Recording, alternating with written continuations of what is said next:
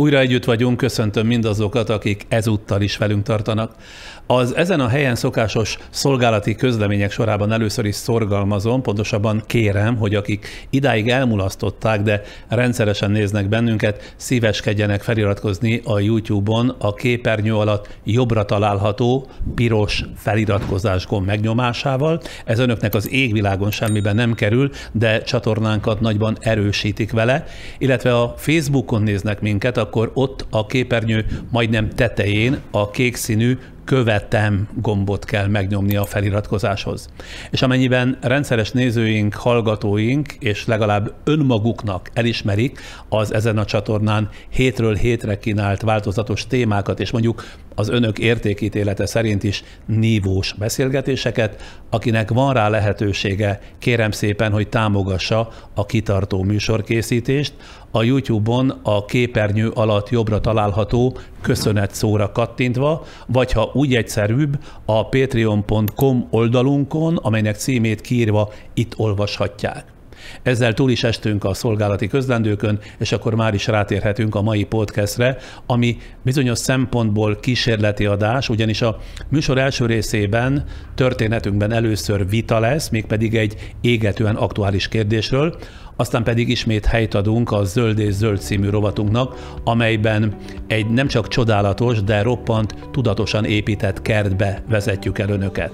De ezelőtt még a ma esti nagy vita következik. Azt olvassa az ember, hogy nem lehet itt már csinálni semmit, amikor az éghajlatváltozás megállításáról van szó.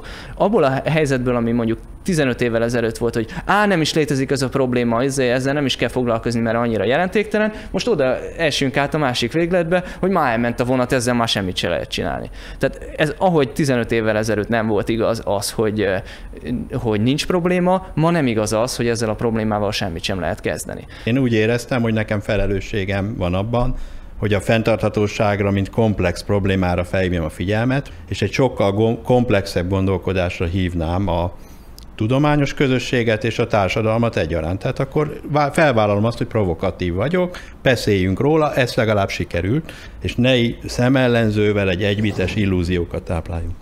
Mintha nem lett volna az elmúlt másfél évtizedben amúgy is elég baj az emberiségnek, gazdasági világválság, nyomában a demokráciaválságok, az autoriter, azaz tekintélyelvű rezsimek előretörése és térnyerése világszerte, vagy a földkerekségen végig söprő emberek millióinak életét követelő koronavírus járvány és ennek máig ható súlyos gazdasági következményei, de a vészterhes események sora akár azzal is folytatható, hogy 77 év európai békéje után a közvetlen szomszédságukban kitört a háború, és ennek gazdasági szövődményeként már szinte az egész világra kiterjedt a szankció és retorzió cunami, arról nem beszélve, hogy az egész világ inflációs és recessziós frázban van, benne a mi kis különbejáratú hazai rezsi és adókiigazításainkkal, mint ahogy azt 2 hete Békesi László közgazdász professzorral alaposan megbeszéltük. Mellesleg annak, aki ezt nem látta, nagyon ajánlom a figyelmébe ezt az interjút. De a világ dolgaira érzékeny honfitársainknak adott egy újabb, ugyancsak megrendítő gyomrost nemrég Gelencsér András vegyész légkörkutató, a Magyar Tudományos Akadémia levelező tagja, a Veszprémi Pannon Egyetem rektora. A nemzetközileg is elismert és a kérdésben évek óta elmélyülő kutató a 24.hu hírportál újságírójának, Balavány Györgynek nyilatkozva ugyanis minden megszokott tudományos köntörfalazás mellőzésével nem kevesebbet állított, tetszik, nem tetszik, tudomásul kell venni, a világra ma már általánosan jellemzővé vált féktelen növekedés és jólét legkésőbb 2040-ig véget ér, és a modern civilizáció súlyos válságba kerül. Akárhogy számoljuk is, 2040-ig már kevesebb, mint 20 év van hátra. Persze hivatásos rettegők, világvége jósok eddig is nap mint nap előálltak az emberiség, de legalábbis a jelenlegi életformánk végét ígérő prognózisokkal.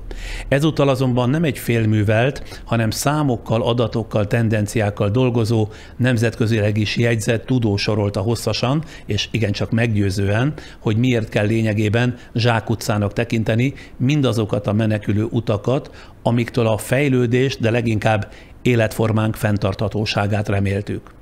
Gelencsér András szakmai hitelességére és tudományos meggyőző erejére tekintettel a professzor megállapításai hamar körbejárták a sajtót, és megszólalásra késztettek számos más a témával foglalkozó szakembert, tudós csoportokat. Az ellenvéleményeket hangoztatók közül számomra kiemelkedett egy fiatal szakember, Antal Miklós, az ökológiai közgazdaságtan kutatója, aki ugyancsak nagyon meggyőző erejű mondanivalóval állt elő, ugyanazon a fórumon, a 24.hu felületén, egy másik interjú keretében. Ő tulajdonképpen tökéletesen cáfolta Gelencsér professzor lesújtó következtetéseit. Mi sem kézenfekvőbb, gondoltam, mint hogy próbát teszünk, és ebben a tudományos, de mindannyiunkat érintő témában a vitafeleket összeeresztjük. Ebben a mai 3 felvonásos podcastben persze külön-külön kérdezem a két vendéget legfőbb állításaikról, majd harmadik felvonásként leültetem őket egymással szembe, illetve egymás mellé, hogy amolyan eszmecserében ütköztessék nézeteiket. Önöknek pedig megadatik a lehetőség, hogy eldönthessék, melyik tudós elme érveit érzik inkább meggyőzőnek. Elsőként a piros sarokban, illetve a piros széken a vitaindító Gelencsér András professzor.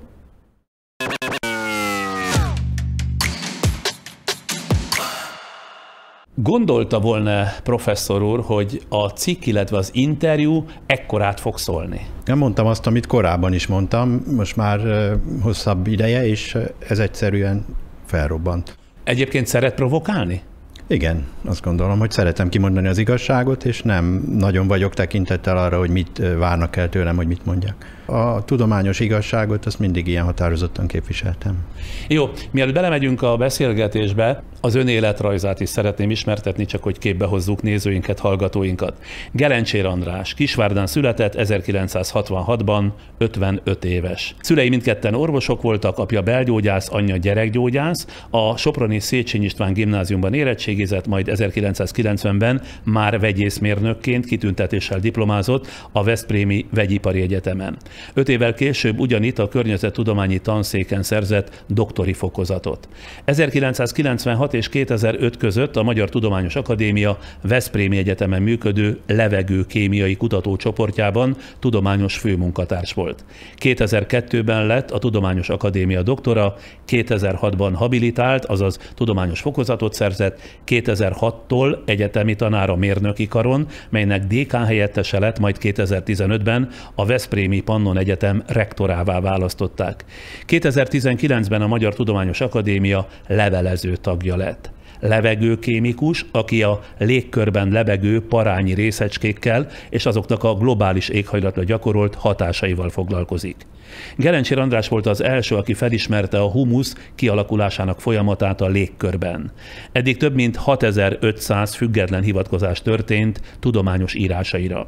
2014-ben kitüntették a Magyar Érdemrend tisztikeresztjével, 2016-ban elnyerte a Veszprém megyei Prima Primissima díjat, 2017-ben pedig akadémiai díjban részesült. 20 éves fia műszaki egyetemre jár, 15 éves lánya idén kezdi el középiskolai tanulmányait. Szenvedélye az olvasás, hobbija a kerékpározás. Akkor ennyit címmondatokban az életéről, és akkor első körben hadd ismerkedjünk meg a sok vitát kiváltott nézeteivel, illetve gondolkodásával. Az interjúban, ami önnel készült, és amelyre a bevezetőben hivatkoztam, bőségesen nyújtott szoronganivalót a publikumnak, legalábbis én így értékelem. 2 mondatban talán így foglalható össze, hogy miért látja teljesen kilátástalannak, mondjuk így nagy vonalakban az emberiség jövőjét. Idézem, a klímaváltozás már megállíthatatlan, nincs elegendő energia és nyersanyag forrás a fenntartható rendszerekre való átálláshoz, a túlfogyasztó urbánus civilizációnak csupán évtizedei vannak hátra. Az első kérdésem az, hogy mióta és milyen konkrét vizsgálatok hatására vált annyira borulátóvá, hogy ne lásson semmiféle kiutat a civilizációnk ma ismert formáinak a folytatására.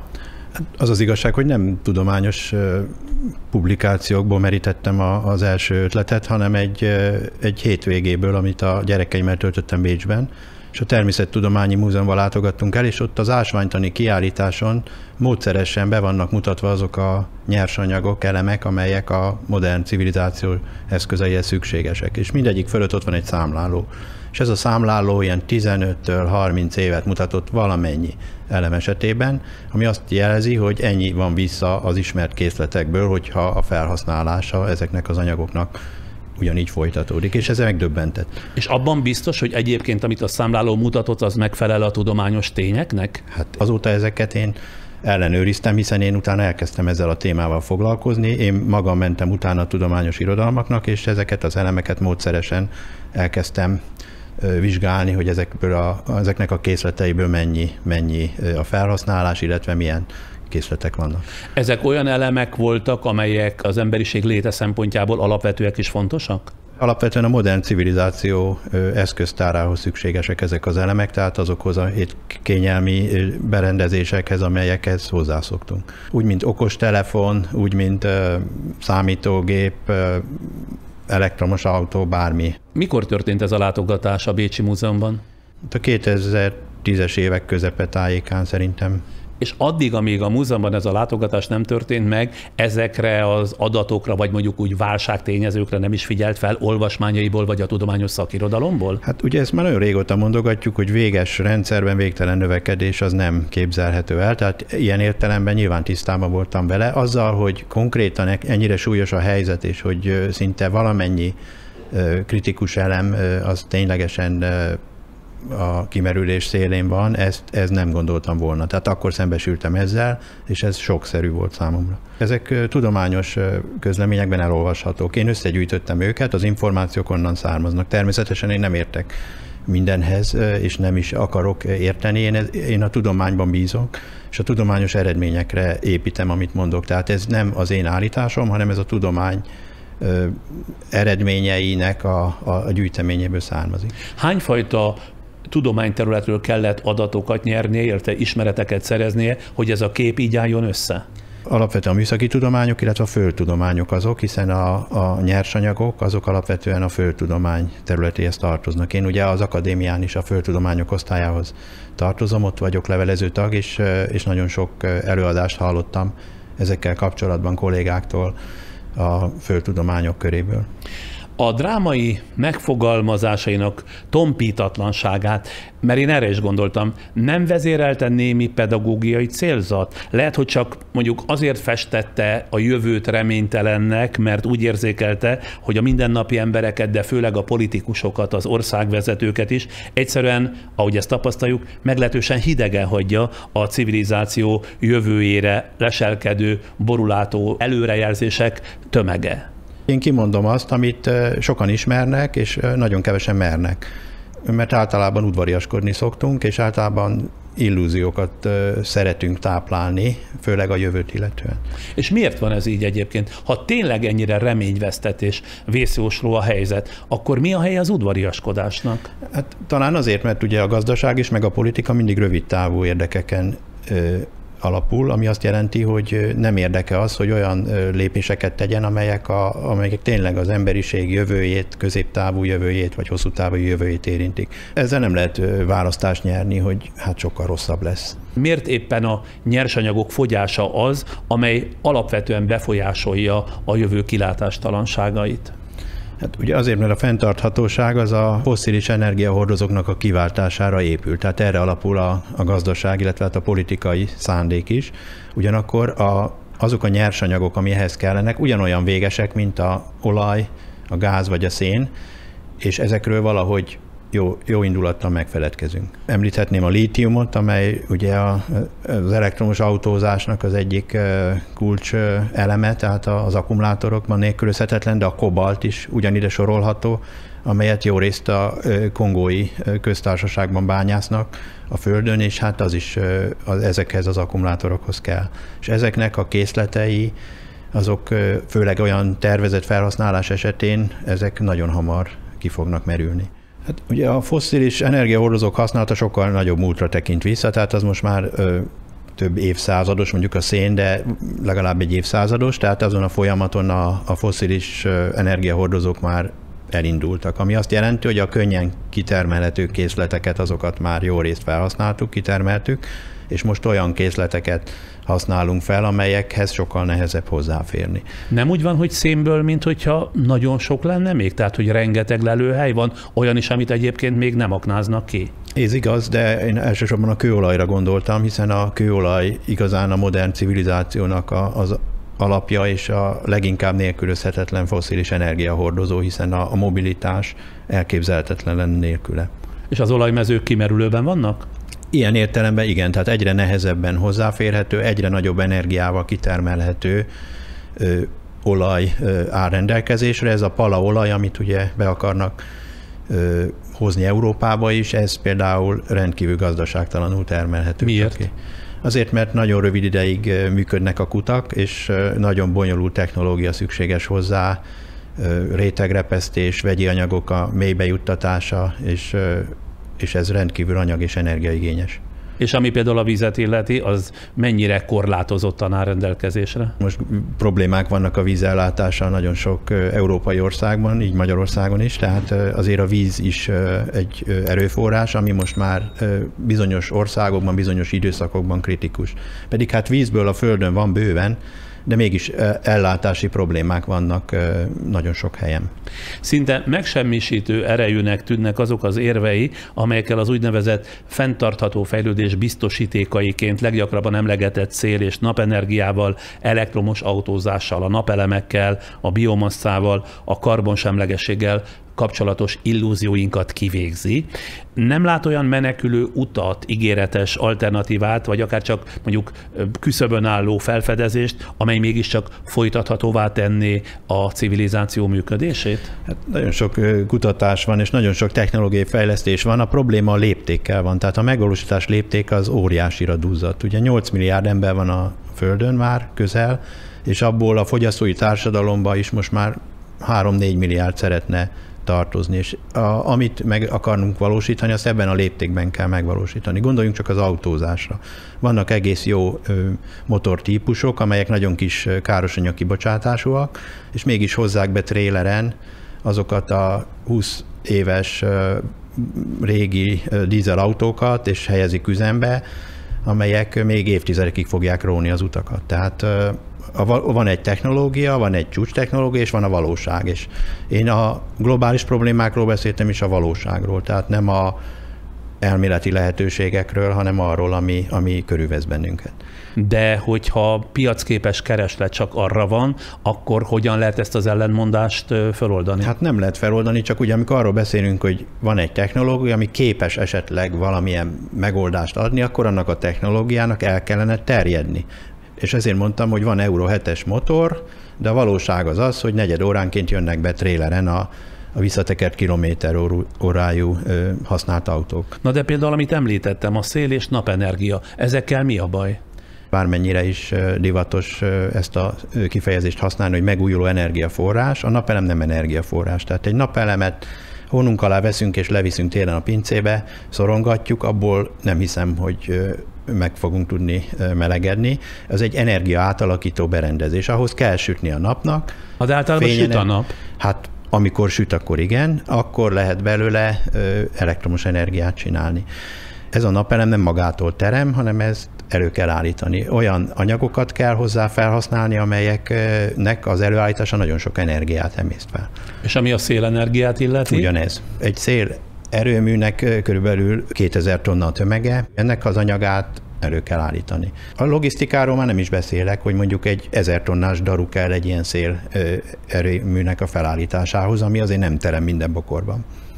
Ami az elektromos autózást illeti, ha már az előbb az autózást említette, az sem jelent kiutat? A közlekedésnek ez a formája, tehát a személyautó tulajdonlás az hosszú távon fenntarthatatlan, talán rövid távon is. Tehát az, hogy mindenkinek külön autója legyen, ami ott áll az idő 99%-ában a garázsban vagy az utcán, és benne álljon a sok kritikus elem, ez nem fenntartható.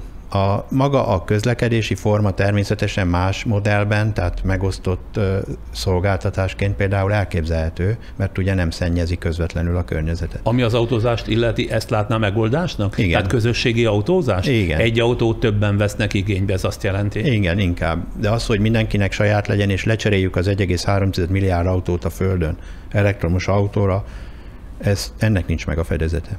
Lesújtó kritikát mondott, illetve írt a biomasszáról is, pedig hát arra nagyon sokan tesznek, mint a jövő olyan anyagára, amelyre van mit építeni.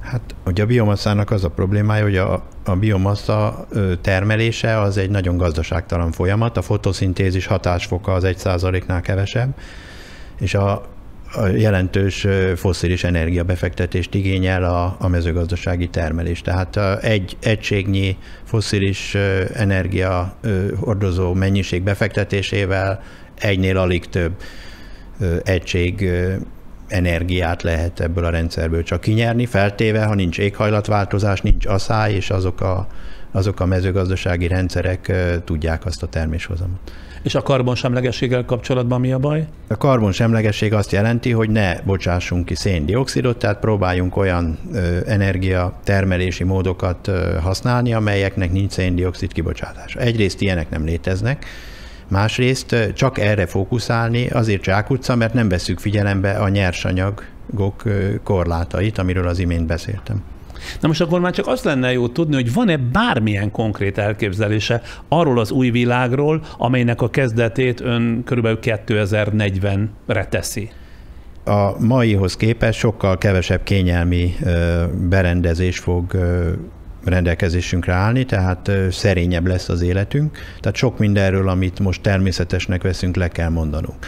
Ez nem jelenti azt, hogy működésképtelen lesz a társadalom. Ezek nem fognak eltűnni teljesen, hiszen ezek létező technológiák, csak én azt gondolom, hogy majd válogatni kell, hogy mire használjuk őket. Tehát például a kórházakban, oktatásban, védelemben biztos, hogy ezekre szükség lesz, ott ezeket fogjuk tudni használni. De az, hogy mindenkinek jusson, természetes legyen, hogy 2 évente lecseréljük az okostelefonunkat, ez valószínűleg nem lesz lehetséges. Tehát mindezekről le kell mondanunk, nem lesz számítógépünk, személyi számítógépünk, nem lesz telefonunk. Ezek az életünkben nagyon beépült eszközök, tehát nagyon nehéz is lesz lemondani. Igen, erről. Ez a baj. Tehát a társadalom ráállt egy olyan technológiai szintre, amiről nagyon nehéz visszalépni. Egyébként van élet nélküle, mert hát én szerintem mi is éltünk olyan korszakban, amikor ezek nem voltak, és valahogy azért eltelt a gyermekkorunk, meg a fiatalkorunk. Milyen társadalom lesz az ön fejében, ez hogy áll össze az, amely az anyagok híján mindenről a civilizációs vívmányról lemond? Én is érzem azt, hogy ez nem lesz könnyű. Sokkal nehezebb lesz, mint soha nem ismerni ezeket. Hogy mit jelent majd lemondani, és kinek mit okoz, én ezt nem tudom megmondani.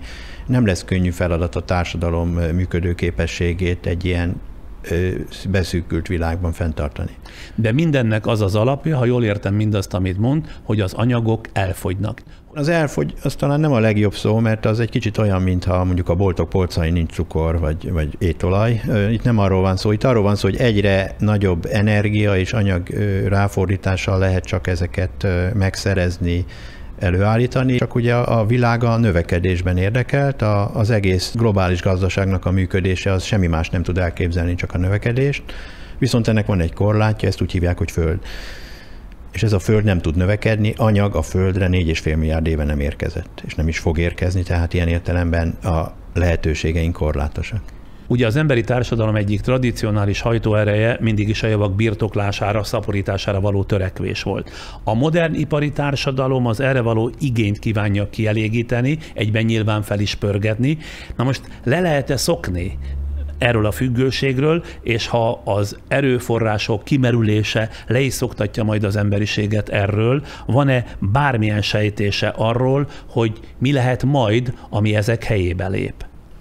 Inkább kívánságom van. Én azt gondolom, hogy azok az emberi értékek, azok a hagyományos, mondjuk a kultúra, az olvasás, bármi, ami ezeket ki tudja váltani, és ami értelmes emberi tevékenység, a közösségi tevékenység, játékok, sport, akármi, tehát ami ami értelmet ad az emberi létnek. Én azt gondolom, hogy ezek vonzó alternatívát jelentenek mondjuk a virtuális világgal szemben. Ez azt jelenti, hogy akkor visszatérünk egyfajta hagyományos élethez, életstílushoz?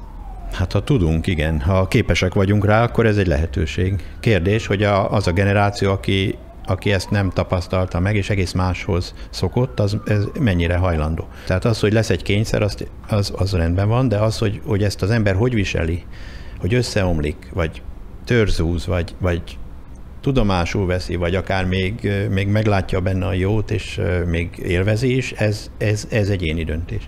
Erre vonatkozóan semmifajta, mondjuk úgy társadalmi vizsgálatnak nem jutott a nyomára?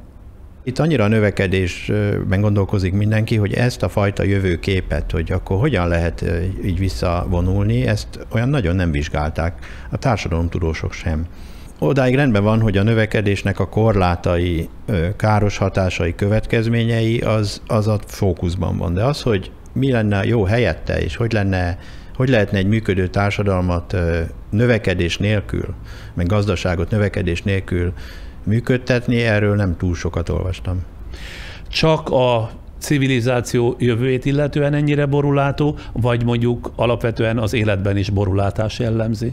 Én alapvetően érdeklődéssel várom a jövőt, és nem érzem magam egyébként pessimistának egyáltalán. Tehát az, hogy az igazsággal az ember tisztában van, vagy pedig a tényekkel, az önmagában még érzelmileg semleges. Ha jól tudom, már vagy egy évtizede hirdeti és publikálja ezeket a most nagy sajtónyilvánosságot kapott nézeteit, szaktársai, mondjuk a jövő kilátásait kutató más prognózisok készítőinek körében mekkora egyetértésre talált mindaz, amit ön előad? Az akadémia ebben nem nyilvánult meg végül ebben a vitában, ha lehet azt mondani, de személyesen nagyon sok pozitív visszajelzést kaptam. Tudományos emberektől negatív visszajelzést egyáltalán nem kaptam. De hát volt azért egy-két levél, amit tudósok írtak alá, akár csak a 24.hu hasábjain. Árnyalták, szerettek volna bizonyos dolgokat jobban hangsúlyozni, de alapvető nézetkülönbséget nem érzékeltem. És mondjuk találkozott már olyan önnel, illetve nézeteivel vitatkozó kollégával, akiknek az érvei bármilyen módon formálták az ön elképzelését, vagy saját előrejelzését? Nem. Volt olyan cikk, amely ugye itt Magyarországra kiszámolt, hogy még éppen elég homok van Magyarországon. Hát Magyarország egy medencében fekszik, Kárpát-medencében, és itt összefolynak a folyók, tehát ez nem olyan nagy meglepetés, de attól még, mint globális probléma, a homoknak a korlátozott készletei azok továbbra is fennállnak. Tehát egy kicsit itt elbeszéltünk egymás mellett, ugye egy globális problémára nem lehet mondjuk egy lokális példát hozni, és azzal cáfolni, mert a kettő nincs egy súlycsoportban. Szóval semmi nem rendítette meg itt a vita során. Nem. Érdekelne kicsit már szűkítve a spektrumon, a saját vagy családja hétköznapi gyakorlatában sikerült-e már bármikor is olyan változást elérnie, ami mérsékelte az addigi túlfogyasztást? Olyan nagyon nem kellett, mert már eléggé minimumon voltunk. Nálunk 18 fok a lakáshőmérsékletet. Én akkor érzem jól magam. Én nem szeretem ezt a 28 fokos szobahőmérsékletet télen, kifejezetten rosszul érint. És mondjuk van saját autója? Van. Sajnos azért mindenben nem tudom azt a modellt követni, ami valószínűleg ránk vár, és ami majd a jövőben lesz. Körülbelül ennyit gondoltam így első körben tisztázni, önnek is pihenő. A nézők számára nem több mint 5 másodperces üzenet régi új támogatónktól, aztán már Gerencsér András vitapartnerének bemutatásával folytatjuk, majd következik kettejük vitája.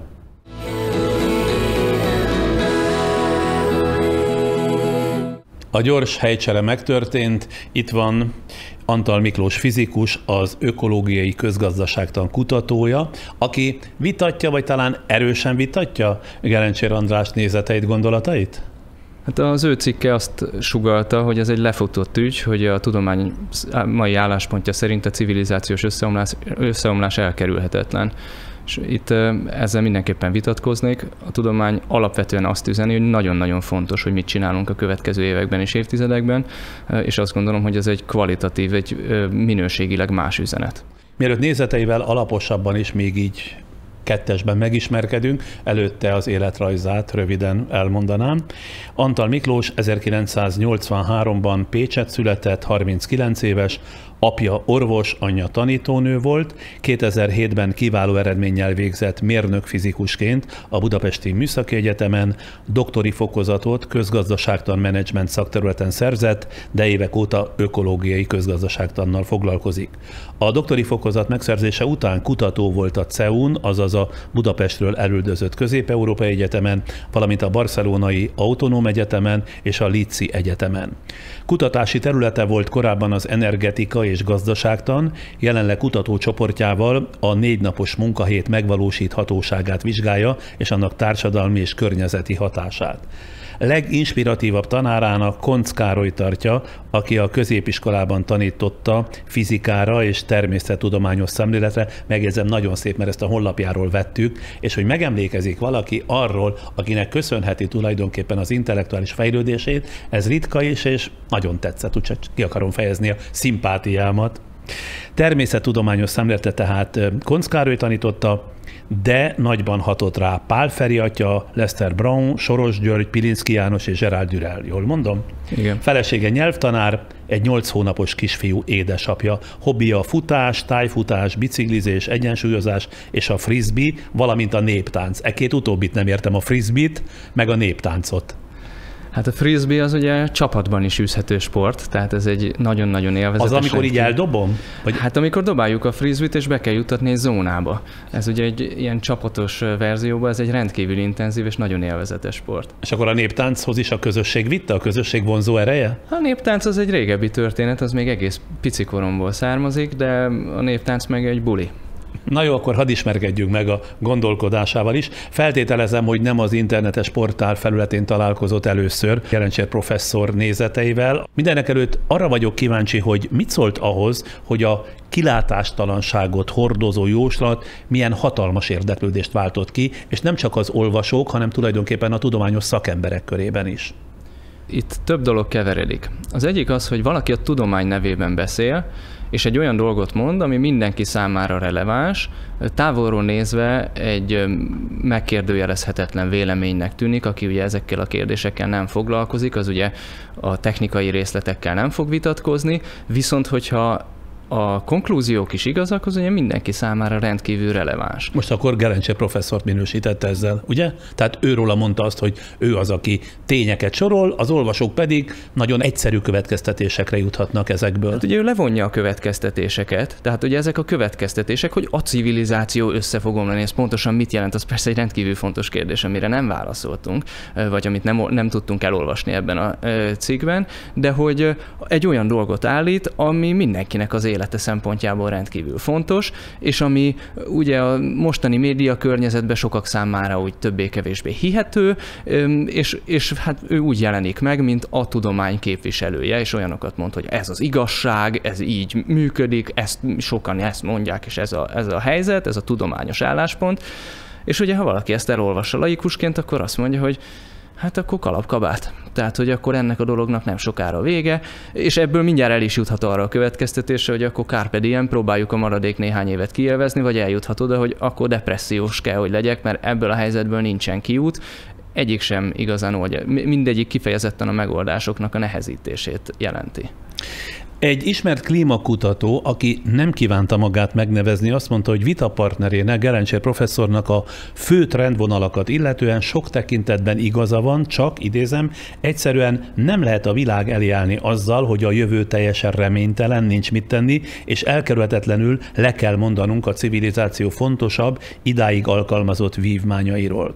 Kérdezem, bár nagyjából sejtem a választát, hogy osztja ezt a nézetet, és ön is csak azért kíván tulajdonképpen nyilvánosan ellentmondani a civilizáció fenntarthatatlanságát jövendőlő nézeteknek, mert mindennél rosszabbnak tartaná, ha az emberiség letargiába merülve meg sem kísérelné elkerülni az összeomlást.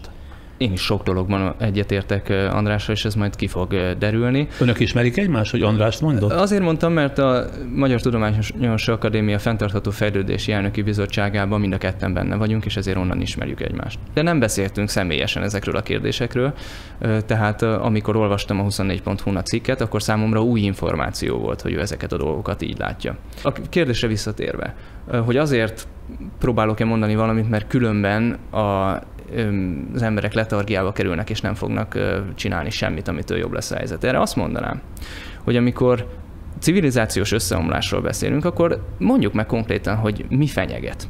Nagyon jelentős pusztító hatást gyakorol az emberiség fogyasztása, például az ökoszisztémákra, és ezeknek az ökoszisztémáknak a pusztulása az emberiség jövője szempontjából is rendkívül fontos. Csak ugye az a kérdés, hogy milyen különböző szenáriók lehetségesek.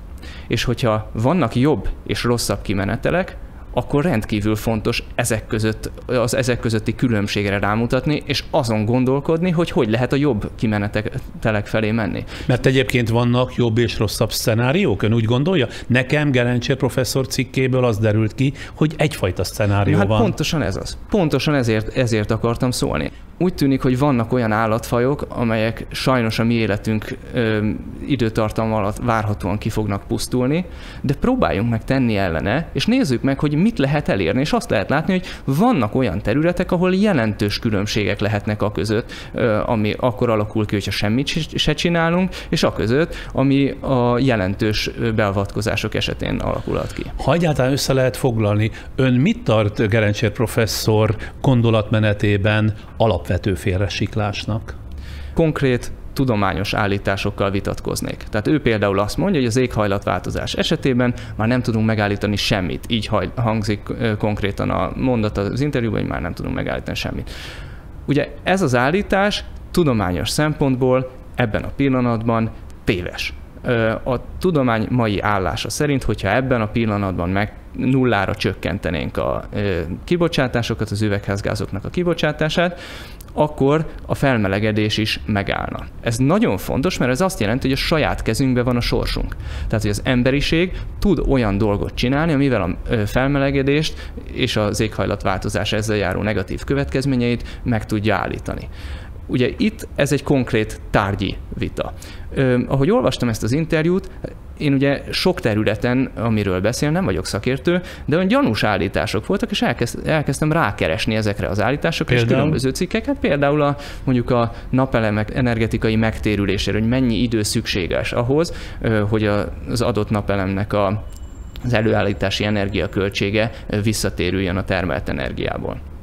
És hát rákerestem, és az ezzel foglalkozó sok-sok tanulmányt összefoglaló review cikk, az nem azt a számot mondta, ami az interjúban volt. Ön szerint vitapartnere rossz, helytelen, netán hamis adatokkal dolgozik? Rossz, pontatlan számításokból esetleg vont le téves következtetéseket? Nagyon nagyívű kijelentéseket tesz. Tehát vannak olyan területek, ahol hogyha az ember elkezdi olvasni az irodalmat, akkor azt látja, hogy végtelen irányba ágazik el a dolog, és ezért összefoglalni egy-egy olyan mondatba, hogy hát itt ez gyakorlatilag ez egy zsákutca, mert van mondjuk egy energiaköltsége egy adott típusú beruházásnak, azt gondolom, hogy ez túlságosan nagyívű kijelentés, és ebben az értelemben tudományosan megkérdőjelezhető. Hát például ugye most konkrétan a megújuló energiaforrásoknak az alkalmazásával kapcsolatban ő ezt mondja, hogy az zsákutca. Zárójel anélkül, hogy egyébként megmondaná, hogy akkor energetikai szempontból mit csináljunk. És ugye valamit fogunk csinálni, tehát az egy elég fontos kérdés, hogy mit fogunk választani. Ugye, hogyha föltesszük a kérdést, hogy jó, akkor az energiatakarékosság felé kell menni, ezt kellene sokkal nagyobb léptékben szorgalmazni, vagy a megújulók helyett valami másik típusú energiaforrások fejlesztésébe kellene gondolkodni, nukleáris energia, fúziós energia, nem tudom. Tehát, hogy ugye tegyük föl a kérdéseket, hogy akkor mit kell csinálni, mert igaziból az emberiség szempontjából ez a releváns kérdés, hogy mit kell csinálni. És ugye ezt elintézni annyival, hogy amit most csinálunk, az zsákutca, azt gondolom, hogy ezt a tudományos közösség jelentős része hamis állításnak tartja. Az ön véleménye szerint megszakítható-e egyáltalán az állandó növekedésre való törekvés, illetve a fejlődés motorjaként emlegetett kényszerpálya? Azt gondolom, hogy ez kulcskérdés. Tehát ez egy rendkívül fontos kérdés, és iszonyatosan nehéz a helyzet. Tehát ebből a szempontból teljesen egyetértünk, hogy itt két óriási erő ütközik. Az egyik oldalról azt látjuk, hogy ha van gazdasági növekedés, hogyha az országok folyamatosan ezt szorgalmazzák, akkor a fenntarthatósági szempontból a kilátások valóban nagyon borúsak. A másik oldalt viszont azt látjuk, hogy ha a gazdasági növekedés nincsen egy országban, vagy úgy szakadunk el tőle, hogy igaziból nem szeretnénk elszakadni, de nincs gazdasági növekedés, akkor egy csomó társadalmi probléma jelentkezik. Nagyon sok olyan társadalmi csoport van, és jelentős erővel bíró csoportok, amelyek számára a gazdasági növekedés rendkívül fontos. És ezért ez a két erő ütközik egymással. Ha van növekedés, környezeti baj, ha nincs növekedés, társadalmi baj. És ugye sokszor a rövidebb táv, a társadalmi baj dominál, és ezért a hosszú távú gondolatok nem tudnak érvényesülni, és ennek következményeként a hosszú távú problémákat választjuk, amelyek adott esetben sokkal súlyosabbak lehetnek, mint amilyenek a rövid távúak lennének. De ugye például az én kutatócsoportom kifejezetten egy olyan kérdéssel foglalkozik, ami egy részkérdésére próbál választ adni ennek a dilemmának, mégpedig arra, hogy ha nincs gazdasági növekedés, akkor az egyik fő probléma, hogy a legtöbb kapitalista országban elkezd nőni a munkanélküliség. Ez egy nagyon súlyos társadalmi probléma, nagyon súlyos pszichológiai hatásokkal, egy olyan dolog, amit nagyon szeretnénk elkerülni. Az a megoldási módszer, amivel mi foglalkozunk, az az, hogy ne rúgjuk ki az embereket, mindenki dolgozzon kevesebbet. Ezért érdekes számunkra a munkaidő csökkentése, mert ez ugye egy alternatíva, ennek a növekedésen alapuló rendszernek egy alternatívája. Például ez a kérdés, hogy lehetne működtetni gazdasági rendszereket növekedés nélkül, a növekedés kényszere nélkül, ez egy olyan kérdés, amivel a közgazdászok felének, meg a szociológusok, meg a politológusok felének foglalkozni kellene. És nemzetközileg sem foglalkoznak? Természetesen vannak azért, akik ezzel foglalkoznak, de nem elegen. Manapság, mint egy válaszként a Gelencsér professzoréhoz hasonló figyelmeztetésekre Magyarországon is egyre másra jelennek meg a veszélyeket bagatelizáló, sőt tagadó művek. Legutóbb a kormányközeli Matthias Corvinus kollégium jelentette meg az ismert amerikai klímaváltozás tagadó troll Björn Lomborg, jól mondom a nevét, problémákat gyakorlatilag nem létezőnek hirdető könyvét. Nem tart-e attól, kérdezem, hogy amikor Gelencsér András nézeteit vitatja, könnyen egy kalap alá vehetik az ilyesfajta figurákkal? Ez a fickó, aki egyébként Dániából származik, hát valóban a tudományos mainstreamtől fényévekre helyezkedik el, egy notórius hazudozó, akinek a hazugságairól külön cikkek szólnak a tudományban. A fenntarthatósági problémákat a legkevésbé sem bagatelizálom, a saját életemben sem, a társadalmi aktivizmusban sem, tehát hogy azt gondolom, hogy ha valaki, akkor én ennek inkább az ellentéte vagyok. Amikor ide bejöttem, és mondtam a kollégájának, hogy köszönöm, én palackozott vizet nem iszok, akkor, vagy hogy igyekszem kerülni, nem igaz, hogy hát csak csapból teljesen normális víz folyik, mint ahogy ugye itt is ez van. Ugye ezek olyan dolgok, amik azt mutatják, hogy van egyfajta személyes elkötelezettségem is. Most nem azt mondom, hogy soha nem teszek kivételt, mert van olyan helyzet, de hogy azért az esetek többségében, amikor lehet választani, akkor van egy ilyen személyes elkötelezettségem is, és azok a problémák, amiket feszegetünk, azok mind ugye valamiféleképpen ahhoz a dilemma halmazhoz tartoznak, amiről egyébként professzor úr is beszél. Egyébként ön hogy látja, meg kell-e szakítani, és ha igen, hogyan a gazdaság és a fogyasztás jelenlegi folyamatát, szóval mit kellene elhagyni?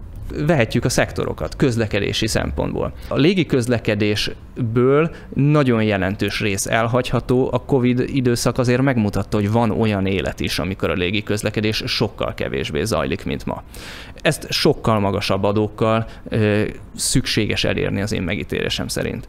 A fogyasztás mondjuk egy másik területe mondjuk az élelmiszer, egy igen fontos, környezeti szempontból igen fontos dolog. A mindennapos húsevés teljes nonsens. Az, hogy 8 milliárd ember minden nap húst egyen, teljesen nonsens. Ennyi nagy ragadozót nem tud normálisan, fenntarthatóan eltartani a Föld a jelenlegi ismereteink szerint. Legyünk növényevők? Legyünk sokkal inkább növényevők. Én most nem azt mondom, hogy mindenki holnap legyen vegán, egyáltalán nem, hanem azt mondom, hogy a mostani irányból, ami egyébként történelmileg is teljes kuriózum, tehát az én nagyszüleim nem ettek minden nap húst, hanem az ünnepi étel volt számukra, ebből a mostani helyzetből, ami teljes szélsőség, haladjunk visszafelé az egyébként egészségesebb irányba, és mondjuk ebből a szempontból változtassunk mindenképpen. Mondjuk a ruházkodás, mint a fogyasztásnak egy újabb területe. Nem tűnik reálisnak az, hogy mondjuk az Egyesült Államokban évi 30 kg ruhát dobnak ki az emberek per fő. Hát ez teljes nonsens. Ezt a fajta fölhúzzuk néhányszor és eldobjuk kultúrát, ezt semmiképpen sem szabad fenntartani, tehát ez a fast fashion egy olyan irány, amit mindenképpen vissza kell szorítani, akár közvetlen szabályozással, akár gazdasági ösztönzőkkel. Egy másik fontos terület ugye az a fajta fogyasztás, ami igaziból senkinek se jó, meg nem akarjuk, de mégis zajlik, például, hogy mondjuk az utcát fűtjük. Nincsenek megfelelően szigetelve az épületeink, ezért a fűtési energia távozik a falon keresztül. Ugye ez is egyfajta fogyasztás, egy olyan fajta fogyasztás, amit semmiképpen sem lehet tovább folytatni így. Azt értem, hogy mi mindent nem, és az még csak tulajdonképpen a halmazból egy nagyon kicsi halmaz volt, de hogy mit helyette és hogyan helyette, azért ez is egy nagy kérdés. Abszolút. Mondjuk, ha ma az üzenet, hogy akkor leszel boldog, hogyha elmész Balira, és neked a világ másik felében kell mindenképpen nyaralni ahhoz, hogy élményeid legyenek, akkor ennek valóban alternatíváját kell mutatni. És például ennek az egyik alternatívája az, hogy erősebb közösségeink lehetnek. Mert a kapitalizmus nagyon ügyesen szétbontotta a közösségeket, tehát nagyon gyengék a kapcsolati hálóink, és ezért nem érezzük annyira jól magunkat abban a szabadidőben, amit mondjuk az itthoni keretek között töltünk, legalábbis vannak olyan emberek, akik nem érzik olyan jól magukat ebben. És mit old meg a közösség? A közösség például olyan időtöltéseket tesz lehetővé, amiben jól érezzük magunkat. Tehát, hogyha valaki tartozik egy csoporthoz, akár egy néptánccsoporthoz, akár egy sportcsoporthoz, akkor ugye azt fogja érezni, ez most jó, itt jó lenni. Szeretem az időmet ezekkel az emberekkel tölteni. És ugye az ilyen típusú csoportoknak az erősítése az egy nagyon fontos dolog, és ugye ez valahol az ilyen atomizált társadalomnak az újraépítése is egyben, és ez lehet egy alternatívája a magas fogyasztási szintnek. Arról mit gondol, hogy az elmúlt másfél évtized társadalmi, járványügyi, politikai válság sorozatai közelebb vitték-e az emberiséget a javak helyesebb felhasználásához, vagy éppen, hogy eltávolították ettől? Biztos, hogy volt olyan ember, akire úgy hatott az elmúlt másfél évtized, hogy újra gondoltak dolgokat és fenntarthatóbban élnek, de olyanok is biztos, hogy voltak, akik meg azt mondták, hogy jaj, de rettenetes volt a Covid lezárás, most aztán, hogy lehet menni, most én 3-szor annyit fogok utazni. Nem szeretnék egy ilyen nagy mérleget vonni és azt mondani, hogy akkor összességében ilyen vagy olyan a hatás, de egy dolgot biztos megtanított. Lehet másképp élni. Tehát van olyan, hogy egyik napról a másikra azt mondjuk, hogy eddig így volt, és holnaptól úgy lesz. Személyes életében milyen a viszonya a világ civilizációs vívmányaihoz? Ugye azt már említett, hogy például előre palackozott víz helyett csapvizet iszik, de a teljes kínálatot, vagy annak mondjuk jó részét élvezettel használja, vagy szemezget belőlük a csak is környezettudatossági szempontokat tartva szem előtt? Hát igyekszem azért elég odafigyelni a dolgokra, tehát mondjuk 13 éve nem repültem, és ebben az időszakban ugye 2 évet dolgoztam Barcelonában és 2 Leedsbe. És akkor mit csinált, vonatozott? Vonatoztam, buszoztam attól függően, hogy éppen hogy jött ki a dolog. Tehát közlekedési szempontból próbálok odafigyelni a dolgokra. Épületenergetikai szempontból próbálok odafigyelni a dolgokra. Ruhát nem nagyon sokat veszek. Most pont eszembe jutott, hogy ez a póló, ami rajtam van, ezt egy 2011-es tájfutó versenyen kaptam, és jó, hogy még mindig föl lehet venni. Mondjuk az étkezés az egy fontos terület, most már bő 10 éve vega vagyok, tehát vegetáriánus vagyok, pedig szeretem a húst, tehát nem arról van szó, hogy ne szeretném az ízét, csak nem eszem. De például van számítógépe? Van mobiltelefonja? Van, és ezeket nagyon ritkán cserélem, általában másoknak, akik már, tehát azért a családban van olyan is, akinek akár a munkájából kifolyólag időnként új telefonja lesz, az enyém például olyan, hogy tőle kaptam, és most például már sok funkció nem működik, de ameddig még úgy normálisan tudom használni, addig az lesz az enyém. Laptopot ritkán cserélek, amikor muszáj, az nekem egy munkaeszköz, néha muszáj. Akkor ebből az következik, hogy szíve szerint tulajdonképpen mindent hátrahagyna és visszatérne a természethez? a mostani világnak van egy csomó olyan szolgáltatása, amit én is élvezek, tehát hogy most nem akarom azt mondani, hogy mondjuk nem érdekes akár mondjuk egy tájfutóversenyt úgy követni, hogy GPS-szel futnak a futók, és én nézem élőbe, ahogy a térképen mennek, és akkor mutatja, hogy melyik futó éppen hol van az erdőbe. Ez nyilván egy olyan dolog, amit én tudok élvezni, de hogy összességében hova pozícionálja magát az ember, hát azt gondolom, hogy csúcsfogyasztó semmiképpen sem vagyok. Köszönöm szépen, ennyi volt a bemutatkozó beszélgetés, és akkor most 10 másodperc erejéig a támogatónké a szó, aztán már itt lesz Gerencsér András is, és akkor következik a vita a két vendégünk között.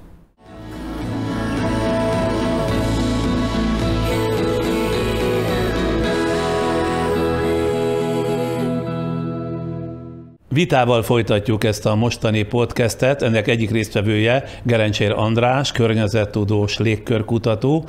A vita másik résztvevője Antal Miklós fizikus, az ökológiai közgazdaságtan kutatója. Annak érdekében, hogy ne legyen parttalan, szétfoly ez a vita, én szempontokat, pontosabban alapkérdéseket teszek fel, amelyeknek vázlatát nagyjából előre elküldtem önöknek, és arra van lehetőség, vagy azt kérem önöktől, hogy azokra válaszoljanak. Nyilván a teljesség igényével ne éljenek, azt kérem, mert egy ilyen vitában nem lehet minden szegmenset fölvonultatni, de mondjuk azért a dolgoknak a jelentős részéről tudunk beszélgetni, legalábbis remélem. Az alapkérdés a következő. Valójában mennyire véges a civilizációnk fenntartásához szükséges nyersanyagok mennyisége, mert ez a professzor úr cikkében, interjújában alapvetés volt. Lehet-e fogyófélben lévő anyagokat kiváltani más nyersanyagokkal, jobb technológiákkal, technológiai innovációval, adott esetben akár még az űrbányászattal is? Mit mond erre ön?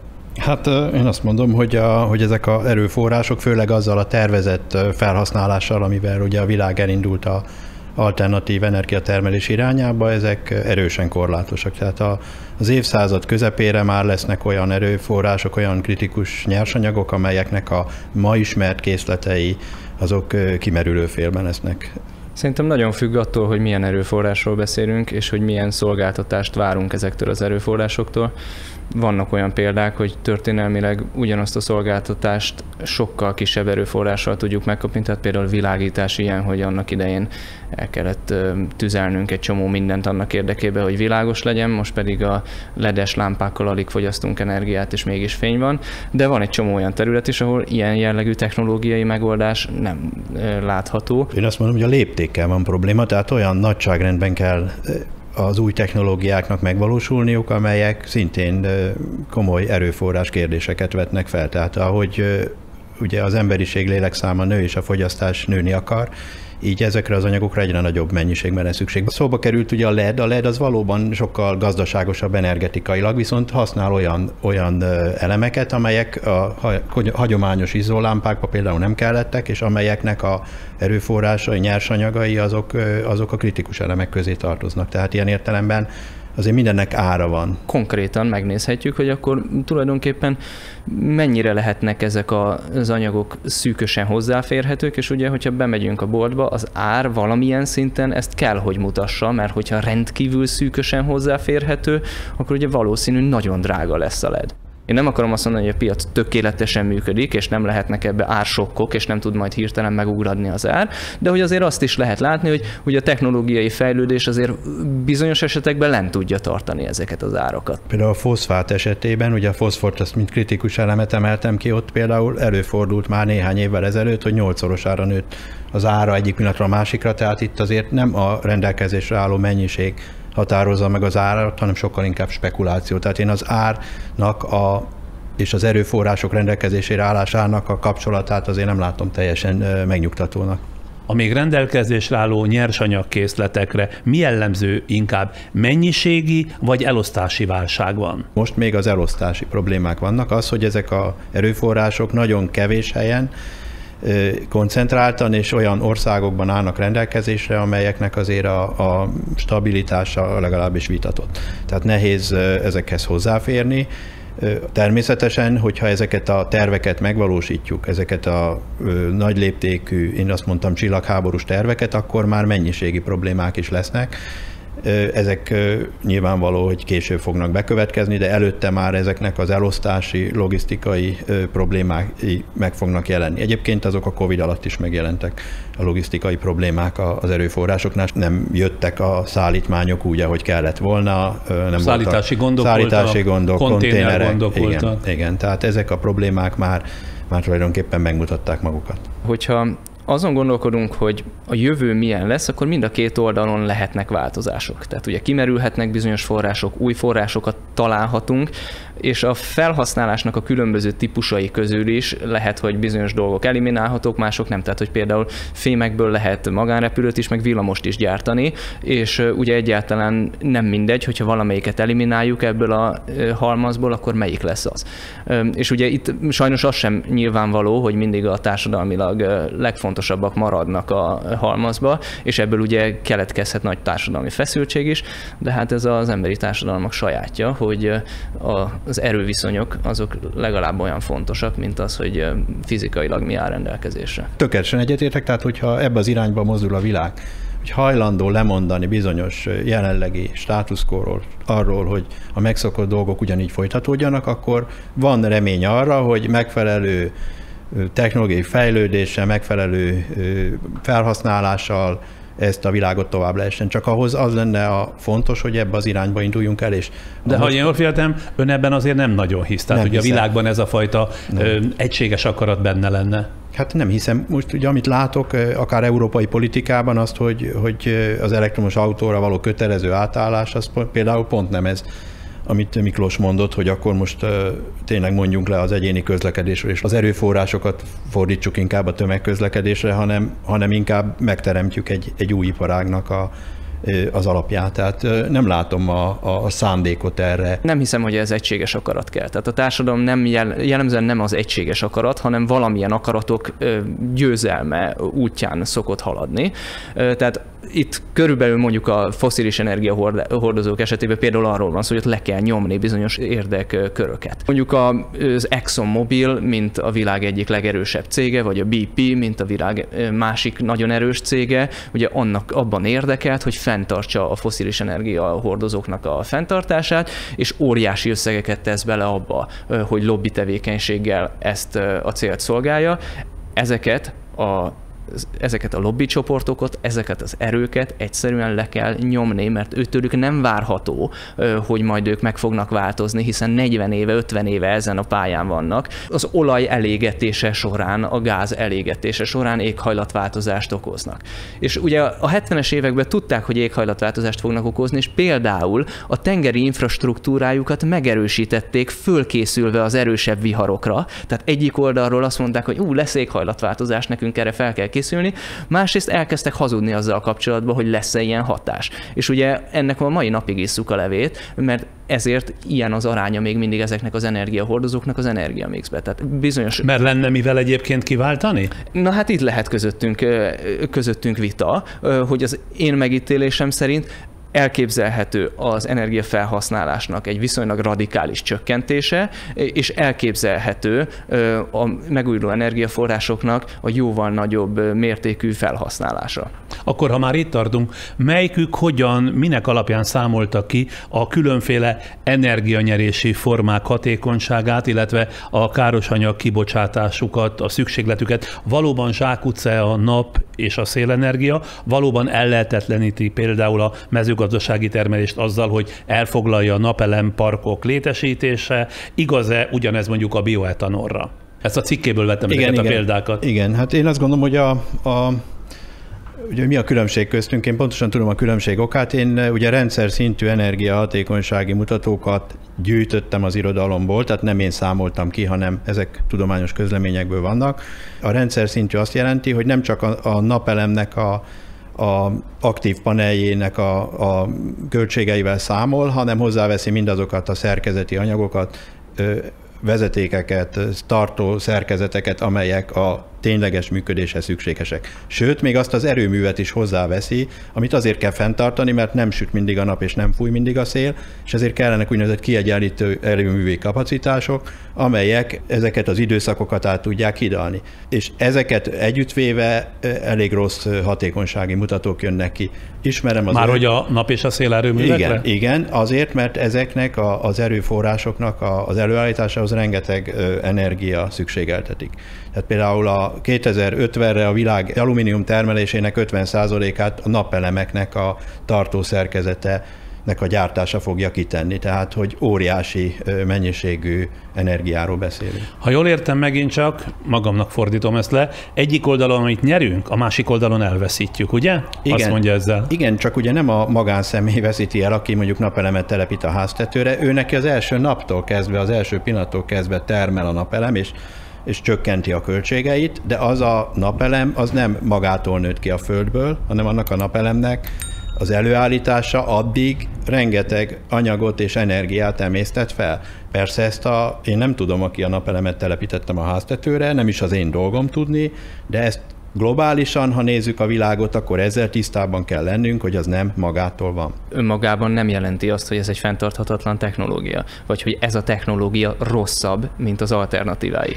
Ugye itt a tudomány az úgynevezett életciklus elemzést alkalmazza, tehát azt mondja, hogy nézzük meg, hogy attól kezdve, hogy elkezdik a gyártását azoknak az elemeknek, amik itt föl lesznek mondjuk szerelve a háztetőre, addig, hogy a végén ezt valamit kezdeni kell a hulladékkal, milyen az energiamérleg. És ha csak ezt a részt nézzük, hogyha csak a napelemet nézzük önmagába, de mindent beleértve, a vezetékeket, minden, akkor energetikai szempontból ezek egyáltalán nem halálra ítélt technológiák. Ezzel kapcsolatban a szakirodalom viszonylag egyértelmű és viszonylag magas számokat mutat abból annak a mutatónak a segítségével, ami megmutatja, hogy összesen hányszorosát állítja elő az életciklusa során energia tekintetében mondjuk a napelem a befektetéshez képest. Csak ezek a mutatók nem túl rózsásak, főleg más energiatermelési módokkal összehasonlítva. Ugye itt a referencia sokszor az atomerőmű, vagy ezek a hagyományos energiatermelési módok szoktak lenni, és azokhoz képest egy nagyságrenddel azért ezek a mutatók rendszerbe illesztve rosszabbak. De akkor ő mire teszi a voksot? Miből állítson elő az emberiség energiát? Fogyasszon kevesebb energiát. Ez a válasza? Igen. Mert egyik sem jó megoldás, amit felkínál akár alternatívaként a világ. Nyilván az energiatakarékosság egy rendkívül fontos stratégia, tehát anélkül az összes többi sem lesz elegendő ahhoz, hogy fenntartható rendszert hozzunk létre. De önmagában az energiatakarékosság sem egy csodafegyver. Két okból. Ugye az energiatakarékosságnak lehet egy olyan változata, hogy mondjuk olyan technológiát használunk, amelyik hatékonyabb a másiknál. Ugye a LED-es példát már hoztam erre. Azért sokszor itt az lesz a következmény, hogy többet használunk belőle. Tehát, hogyha a LED-es világítás annyira hatékony, akkor ezt mondjuk, hogy hopp, oda is tudunk már tenni egy égőt, mert olcsó, mert kevés energiát igényel. A másik, hogy ha mi kevesebbet fogyasztunk, tegyük föl, hogy olyan stratégiákat használunk, hogy rábeszéljük az embereket, hogy Magyarországon az a kultúra, hogy nem pazarlunk annyit, mondjuk olyan erőforrásokból, amiknek van egy nemzetközi piaca. Ez a nemzetközi piacon keresztül azt tudja okozni, hogy csökken az ár, tehát hogyha kevesebbet használ valaki, tehát kisebb az igénynek a csökkenése, az ugye az árat tudja csökkenteni, amiből az következhet, hogy mások a rendszerben máshol azt mondják, hogy ha ilyen olcsó, akkor használok belőle többet. Tehát ezek az úgynevezett visszapattanó hatások, ezek nagyon fontosak, és ezekkel kezdeni kell valamit. Sajnos ez egy társadalomnak ez a működési logikája, ezzel nagyon nehéz mit kezdeni. Ugyanez van az üzemanyagfogyasztással, hogyha spórolunk a benzinen, vagy olcsóbb a benzin, vagy jobban fogyaszt az autónk, akkor többet utazunk, mert hát akkor megengedhetjük magunknak. Tehát azt, amit megtakarítunk, azt is fogyasztásra költjük, és az is energiát emészt föl, tehát végül is ugyanott vagyunk, ahol a part szakad. Antal Miklós gondolkodása szerint az energiatermelés mely ágazata lenne a leghatékonyabb? Egy mixre van szükség. Tehát nem monokultúra kell. Tehát nagyon fontos például a napenergia az én megítélésem szerint, de önmagában nem elég. rendszerbe a szélenergiának szintén szerepet kell adni. Ez a nyugat-európai példák alapján úgy látható, hogy elég jól kiegészíti például a napenergiát, azért nem ugyanakkor termelnek. Például a szélenergia az éghajlati szempontból az egyik legjobb stratégia, tehát pont az életciklus elemzések azt mutatják, hogy önmagában ez egy nagyon jó stratégia. Nyilván a rendszerbeállítás valamennyire, amiről korábban beszéltünk, valamennyire csökkenti mondjuk, hogyha széndioxid szempontból nézünk erre, akkor valamivel rosszabb mutatókat fog kihozni ennek az energiaforrásnak is. A széndioxid kibocsátás szempontjából lényegesen kisebb ezeknek a lábnyoma, vagy széndioxid kibocsátása, viszont az anyag felhasználásban egy nagyon komoly szorzó van mondjuk a hagyományos energiatermelési formák és ezek az alternatív energiatermelési formák között. Melyiknek a javára? Hát értelemszerűen a hagyományos az sokkal koncentráltabb, sokkal kevesebb anyagot használ fel, nagyságrendel kevesebbet, vagy 2 nagyságrendel. Ezekre az alternatív energiaforrásokra a németeknek van is egy szavuk, ez a Materiafresser, anyagzabálónak nevezik őket, mert egyszerűen adott teljesítményegységnek az előállításához óriási mennyiségű anyagra van szükség, tényleg többszörös, akár 100-szorosa ahhoz, mint hogyha ezt más módon, hagyományos módon akarnánk elváltani. Maga a szélerőmű, maga a naperőmű persze több anyagot igényel, mint egy fosszilis erőmű, viszont nem éget el semmit, tehát nincsen üzemanyag.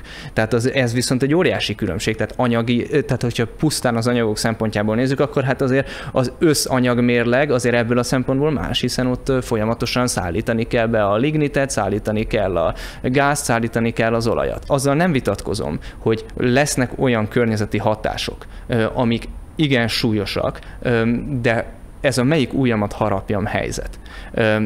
És ezért, hogyha választani kell, akkor a mai mainstream energetikai gondolkodás azt mondja, hogy azokat a negatívumokat választjuk inkább, amik a napenergiához, szélenergiához, bizonyos esetekben, bizonyos mértékig a biomassa energiához tartoznak, és természetesen a hosszabb múltra visszatekintő vízenergia és más potenciális megújulókhoz tartoznak, mert ez még mindig jobb, mint mondjuk a fosszilis energiának a negatívumai. És még egyetlen kiegészítés, nem hívnám alternatív energiának mondjuk a nap meg a szélenergiát. A megújulók az Európai Unió villamosenergia mixébe a legnagyobb hányadot képviselik. Ez egy létező mainstream technológia.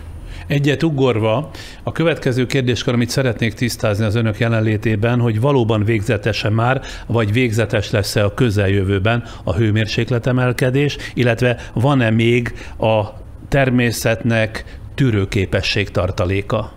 Az éghajlatváltozás az olyan értelemben megállíthatatlan, hogy azokat a folyamatokat, amelyeket elszabadítottunk, azokra már nem tudunk hatással lenni. Tehát úgy, nem mint? Tudjuk, hát úgy, mint mondjuk az örökké fagyott talajnak a felolvadása, ez olyan, mint amikor otthon kiolvad a hűtőláda, mert áramszünet van, akkor ott már menthetetlenül megbüdösödik a hús, és egy idő után az bomlani fog, és ez megtörtént már az északon, már csak időkérdés, hogy azok a gázok, amelyek abból a kiolvadt szerves anyagból mikor fognak a levegőbe kerülni. Ezt már megakadályozni nem tudjuk. Hát ez egy több 10 millió négyzetkilométeren történik, e fölött nincs kontrollunk. Ugyanúgy nincs kontroll a jég olvadása fölött, ha valahol elindul egy grönlandi gletszer, azt nem fogjuk kiékelni cölöpökkel, meg kötelekkel visszatartani, hanem az bele fog olvadni a tengerbe, ez elkerülhetetlen.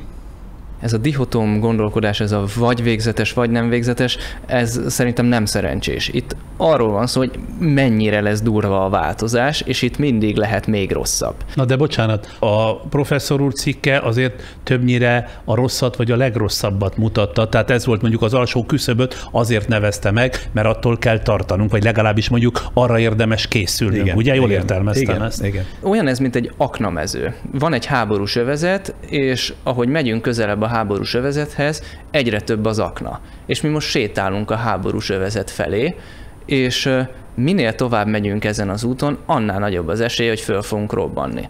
minél nagyobb lesz mondjuk a szén-dioxid kibocsátás, és mindazok, amik további melegedést okoznak, annál nagyobb az esélye annak, hogy még nagyobb mennyiségű metán fog kiszabadulni. Tehát az, hogy ezzel már nem tudunk mit kezdeni, biztos van egy valamilyen mennyisége a metánnak, ami már ki fog szabadulni, de számunkra abszolút nem mindegy, hogy ez mekkora ez a mennyiség, és minél nagyobb melegedést okozunk még egyéb utakon, annál nagyobb az esélye annak, hogy ezek az öngerjesztő folyamatok is az emberiség jövőjét alá fogják ásni. Tehát ebből a szempontból kulcsfontosságú, hogy minél gyorsabban csökkentsük azokat a kibocsátásokat, amik az éghajlatváltozást okozzák, pontosan annak érdekében, hogy ezeket a legrosszabb szenáriókat elkerüljük. Akkor az én kérdésem viszont az, hogy lehetséges-e még visszafordítani az éghajlatváltozást, vagy az emberiség erről végzetesen már lekésett?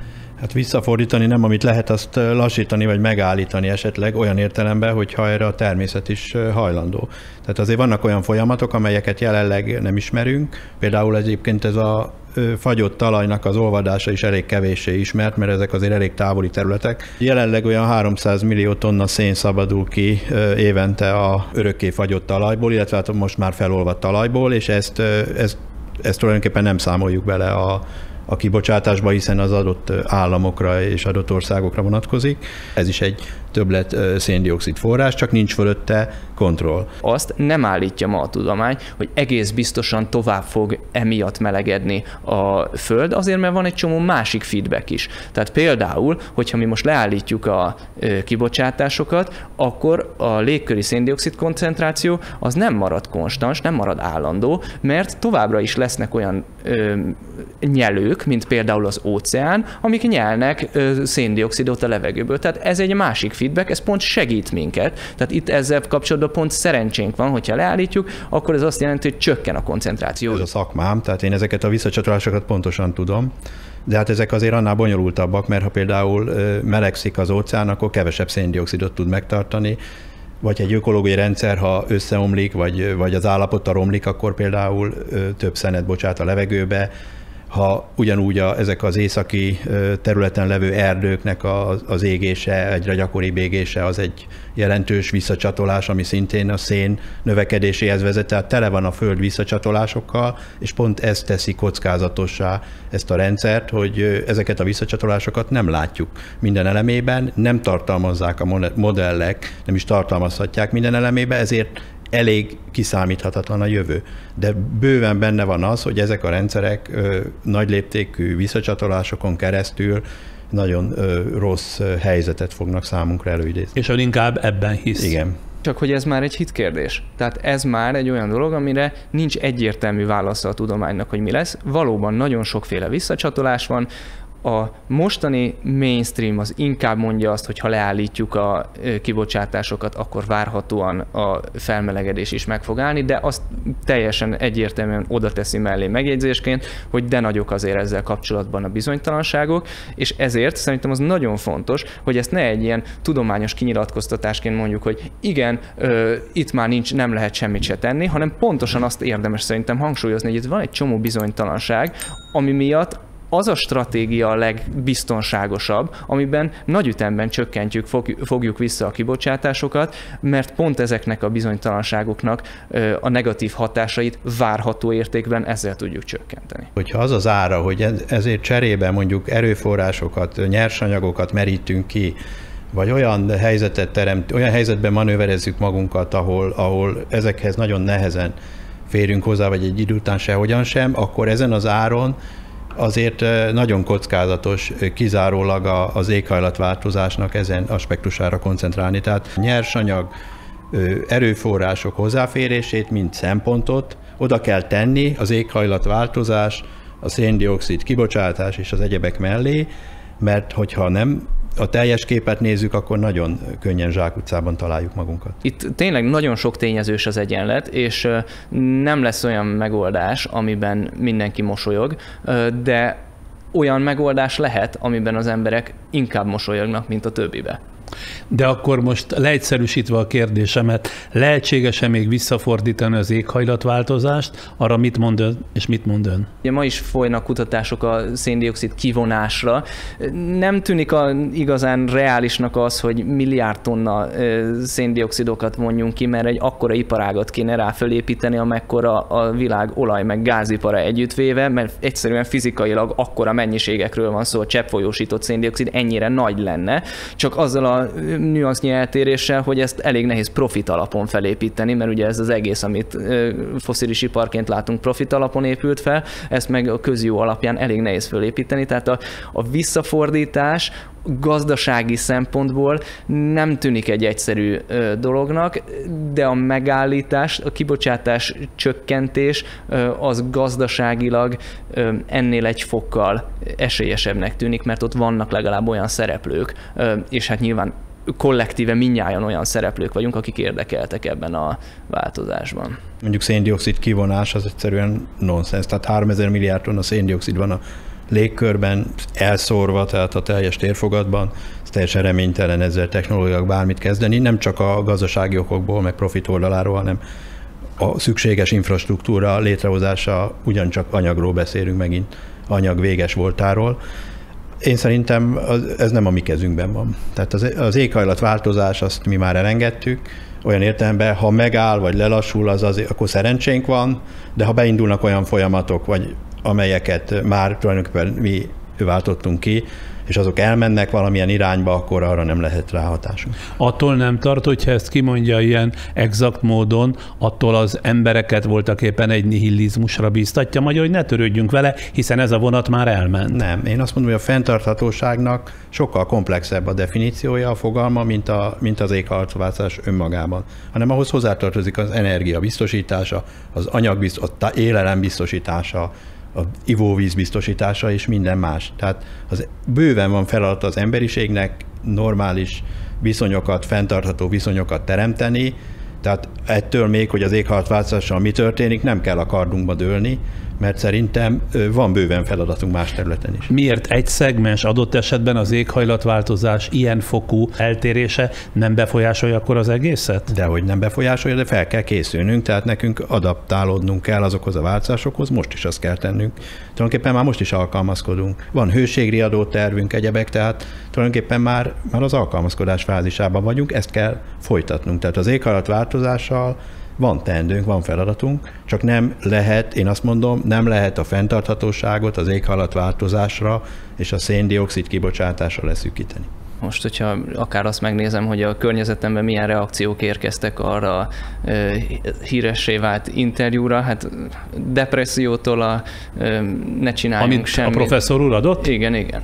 Tehát a zöld körökben azért ennek nem volt egyértelműen pozitív a fogadtatása ebből a szempontból, de a kérdés másik részéhez visszatérve én azt érzem, hogy az előző beszélgetés egyáltalán nem támasztotta alá azt a végkövetkeztetést, hogy akkor ez a vonat már elment. Eleve, ahogy korábban próbáltam mondani, ez nem egy dihotom, tehát nem az van, hogy vagy elmegy a vonat, vagy nem. Itt egy valamilyen sebességgel haladó vonat a metafora, ha már ezt a metaforát próbáljuk használni, és iszonyatosan fontos, hogy ez milyen sebességgel megy. A vége, a legutolsó mondattal viszont 100%-osan egyetértek, hogy nem a környezetvédelem vagy a fenntarthatóság az nem kizárólag az éghajlatváltozás kérdése, tehát itt rengeteg egyéb kérdés is van.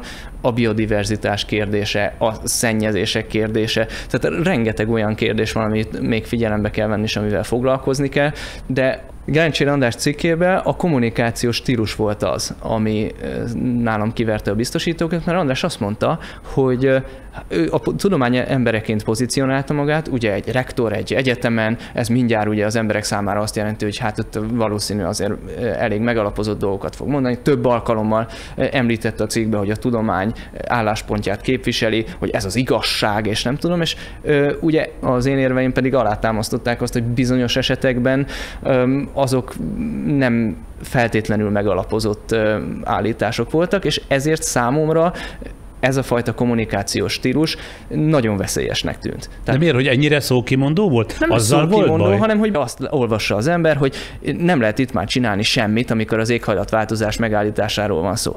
Abból a helyzetből, ami mondjuk 15 évvel ezelőtt volt, hogy nem is létezik ez a probléma, ezzel nem is kell foglalkozni, mert annyira jelentéktelen. Most oda esünk át a másik végletbe, hogy már elment a vonat, ezzel már semmit se lehet csinálni. Tehát ez, ahogy 15 évvel ezelőtt nem volt igaz az, hogy nincs probléma, ma nem igaz az, hogy ezzel a problémával semmit sem lehet kezdeni. Én úgy éreztem, hogy nekem felelősségem van abban, hogy a fenntarthatóságra, mint komplex problémára felhívjam a figyelmet, és egy sokkal komplexebb gondolkodásra hívnám a tudományos közösséget és a társadalmat egyaránt. Tehát akkor felvállalom azt, hogy provokatív vagyok, beszéljünk róla, ez legalább sikerült, tehát legalább beszélünk róla, gondolkozunk róla, előkerültek olyan szempontok, amelyek korábban nem voltak ismertek, tehát elkezdtek az emberek ezekkel foglalkozni, és erre van szükség, ha tényleg komolyan vesszük a fenntarthatóságot, hogy ezekről beszéljünk, ezekről gondolkodjunk, ezeket vegyük figyelembe, és ne szemellenzővel egy egybites illúziókat tápláljunk. Ha mondhatok magánvéleményt, én olvasója voltam mind a kettőjük írásának, én azért ennél az önírását szinte azt mondanám, hogy nagyságrendekkel pessimisztikusabbnak láttam. Tehát én úgy gondoltam annak alapján, amit öntől olvastam, hogy tényleg itt a végzet órája ütött, és 18 év múlva, 2040-ben ez be is fog következni. Amit meg most hallottam ugye a vitapartnerétől, Antal Miklóstól, ő pedig, ha jól értem, azt mondja, hogy egy csomó minden még nyitott kérdés, rengeteg változó tényező van, amire azért előzetesen nem tudunk még becsléseket sem mondani, vagy ilyen is van, meg olyan is van. Tehát mondjuk a nyitottságot ebben az irányba meg kéne őrizni. Ők, mintha a konklúzió levonását nem szeretnék ilyen egyértelműen látni. Jól értem? Jól. Az ember megnyitja mondjuk a meteorológiai társaságnak a honlapján az aszályra vonatkozó térképeket, akkor azt lehet látni, hogy ebben az országban, ebben a pillanatban nagyon súlyos aszály van.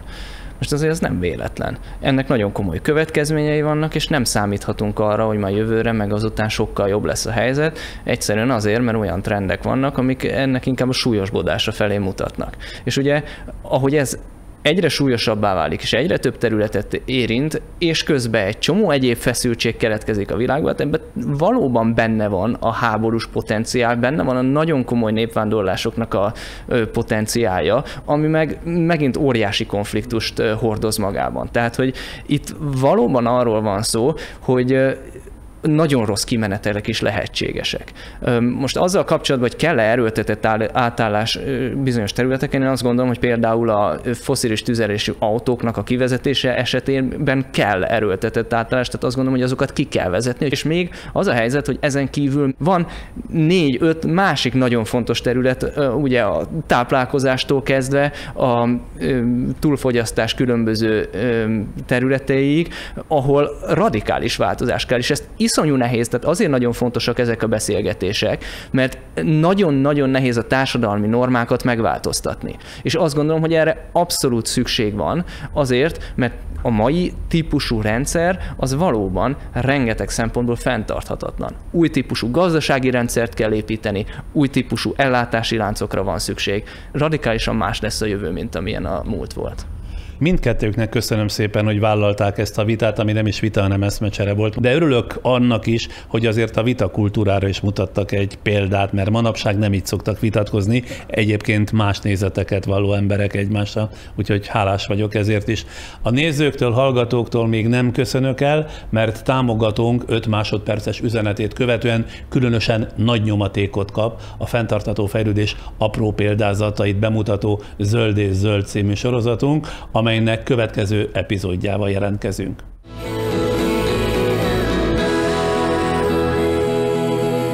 Már is folytatjuk a Zöld és Zöld rovatunkkal, amelyre érdemes úgy tekintenünk, még ha ketyeg is létezésünk órája, vagy nem, hogy azért mégiscsak ki a saját szintjén tehet valamit a bolygó megmentésért. Nem mondom, apró példákat sorakoztatunk itt alkalomról alkalomra, de sok kicsiből lesznek talán a nagy dolgok, pontosabban ennek is van realitása.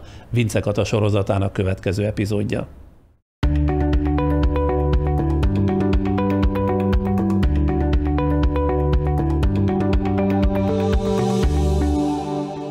Szoboró Miklós vagyok, okleveles kertészmérnök, kertépítő, és a környezetbarát kertészkedés a szenvedélyem. Vidéken nőttem föl Cegléden, és Pestre kerültem a Kertészeti Egyetemre, és hát a fiatal éveimet Pesten töltöttem, de a 8 éve úgy éreztem, hogy hív vissza a természet, és kell nekem egy kertesház, és akkor kerültem ki Pilis-Szentkeresztre. Itt vásároltam meg ezt a kis telket, és hát egy nagyon agyagos, köves, igazán rossz tulajdonságokkal rendelkező terület volt, és az addig megszerzett tapasztalatokat a kertépítések során, illetve amit az egyetemen tanultam, próbáltam itt mindezt összegezni, és hát azt vettem észre a ügyfeleim kapcsán is, hogy különösen a Covid óta, hogy egyre többen költöztek ki vidékre, vettek kertesházakat, viszont mint hasonlóan hozzám megfogalmazódott az igény, hogy mindezt a kertkialakítás környezetbarát módon is lehessen alkalmazni, úgyhogy ebben próbálok nekik segíteni. A klímaváltozás sajnos saját bőrünkön és a kertjeinkben is minden nap tapasztalhatjuk, úgyhogy ezért dolgoztam ki egy néhány lépésből álló kis csomagot, hogyha valaki ezt végigköveti és alkalmazza, akkor sokkal környezetbarátabban alakítható ki egy kert és tartható fent. Sajnos a klímaváltozásnak az az eredménye, hogy egyre több a kártevő, egyre nagyobbak a kártételek, egyre több a gombásbetegség, egyre szárazabbak az időszakok, egyre nagyobbak az asszályok, úgyhogy erre föl kell készíteni a kertet, és hogyha erre fölkészítjük, akkor sokkal kevésbé lesz csalódottság a nyár végére, mégis egészségesebbek és szebbek lesznek a növényeink. Az első és legfontosabb lépés a talaj rendbetétele, a talaj életrendbetétele, hiszen ha az nincs rendben, akkor a legdrágább növény is 1-2 éven belül el fog pusztulni. Úgyhogy ez a legkevésbé látványos módszer, de ez a legfontosabb első lépés. Úgyhogy én is ezzel kezdtem, hogy ezt a nagyon agyagos, nagyon rossz talajt elkezdtem felfejleszteni. Ehhez természetesen az első pillanatban még nem volt megfelelő mennyiségű saját komposztom, úgyhogy ekkor vásároltam komposztot. Ezt mindig tanácsolom is most is, hogy ne talajcsere legyen a kertekbe, tehát ne az legyen, hogy a talaj felső 5-10 centét valaki eltávolítja és hoz valahonnan valamilyen talajt, hanem a meglévő legyen feljavítva. Erre szerencsére most már nagyon jó módszerek vannak, az első és legjobb a komposzt, amit ha nincs még saját komposztunk, akkor ezt természetesen vásárolni kell, de már a második, harmadik évtől én a saját nyesedékemmel, tehát az rengeteg látszaró évelők, a lehulló lombokkal, az összevágott karácsonyfával, de a konyhában keletkező hulladékokkal, a kávézaccal, a kukorica csúhéval, tehát minden szerves anyagot dobálok a kertbe, az ágyásokba. Tehát én nem külön komposztálok, nincs külön komposzthalmom, hanem minden egyes zöld hulladékot, nyesedéket, tehát szerves anyagot az ágyásokba dobok. Ezáltal egy pár év alatt, most már ugye 8 éves a kert, a fölsője jó 10-15 centi, sokkal porhanyosabb, feketébb, humuszban gazdagabb lett, és hihetetlen módon elszaporodtak a giliszták, megjavult a talajélet, a kis apró mikroorganizmusok, a baktériumok felszaporodtak, és ettől lesz ilyen szép egészséges a kert. És a talajjavítás után nagyon fontos, hogy a talajunk takarva is legyen. Ennek a legszebb módja a növényekkel való teleültetés. Tehát ezt javaslom mindig, hogy nagyon sok növény legyen ültetve, mert így nem látszik ki a föld, nem tudja sütni a nap, nem tudja átfújni a szél, tehát sokkal jobban megtartja a vizet majd a talaj, és ahhoz még nagyon fontos, hogy ez a kijuttatott víz is ott maradjon, a mulcsozás, és én ezt együtt csinálom, tehát az említett komposztálást és a mulcsozást egyben, tehát a kijuttatott növényi nyesedék adja nekem egyből a mulcsréteget is. És a mulcsnak még az a szerepe, hogy nem engedi gyomosodni a talajt, tehát ezzel is könnyítjük a munkánkat, hogy nem kell gyomlálni, én az utóbbi 4-5 évben egyáltalán nem gyomláltam, ugye bent tartja a vizet, és ahogy bomlik ez a zöld nyesedék, ezáltal táplálja is a talajt. Tehát ez 3 dolog egyben, és jócskán megkönnyítjük a munkánkat, de mind nagyon hasznos. Közös kincsünk a víz, úgyhogy erre nagyon kell vigyázni, de egy kertben nélkülözhetetlen az öntözés, viszont ezt is lehet környezetbarát módon. Én is heti egyszer öntözök, de akkor nagy adagokkal. Tehát ez nagyon fontos, hogy ritkán, de nagy adagokkal öntözzünk, és azt is hajnalban, akkor hűvös a talaj, akkor hasznosul a legtöbb, nem párolog el feleslegesen a meleg talajról. Természetesen a kertben semmilyen műtrágyát és permetszert nem használok, hogy ide csalogassam a kis pillangókat, méheket, sünöket, békákat, vízisiklót, hogy kialakuljon ez a kis sajátságos ökoszisztéma, hiszen a kártevőknek így megjelennek a predátoraik, és így fönnmarad az egészséges egyensúly a kertben, és nekem ez egy óriási segítség, és a növények pedig egészségesek maradnak.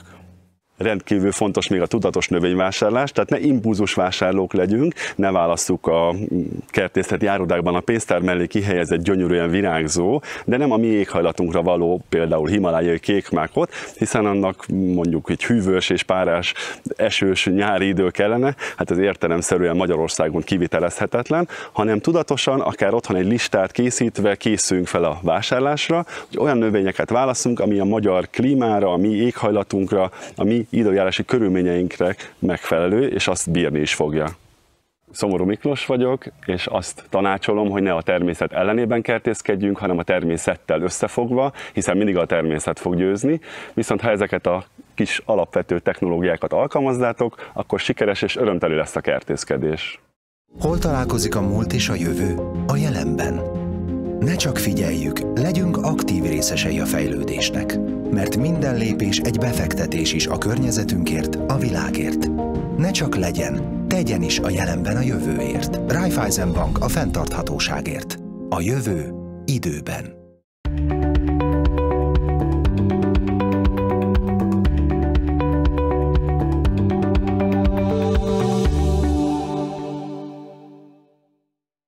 Jó történet volt ez is. Mára ennyivel készültünk, a jövő héten megint a korábbi tévéműsoraimnak adom át a terepet. Kedden, szerdán és csütörtökön felteszünk néhány egykori sikeres interjút, műsorszámot, vicceskedést a repertoárból, remélhetőleg az önök megelégedésére. 2 hét múlva csütörtök este 8-kor pedig újabb, friss beszélgetéssel jövök. Addig is minden jót kívánok!